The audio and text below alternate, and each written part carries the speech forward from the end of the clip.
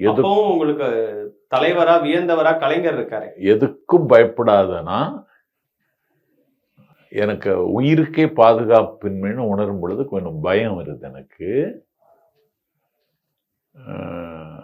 சரி அப்படின்னு வரும்போது திமுகவில் சேரலான்னு ஒரு சன் நியூஸ் பேட்டி. திமுகவிலேருந்து கிரீன் சிக்னல் கிடைக்கல.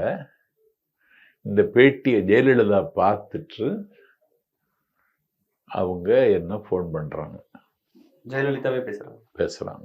நான் ஜெயலலிதா பேசுகிறேன்னு சொல்கிறாங்க. நான் எந்த ஜெயலலிதா? வழக்கமாக அவங்க பேச மாட்டாங்கன்னு சொல்லுவாங்க. யார்கிட்டையும் பேச மாட்டாங்க. பிரைம் மினிஸ்டர் பேசுவார். பிரைம் மினிஸ்டர்கிட்ட கூட பேச மாட்டாங்க. என்கிட்ட பேசுனாங்க. நான் எந்த ஜெயலலிதான்னு கேட்டேன். நான் சிஎம் பேசுகிறேன் சம்பத்துனாங்க. சம்பத் நான் சிஎம் பேசுகிறேன்னாங்க. நான் ஷாக் ஆனேன்.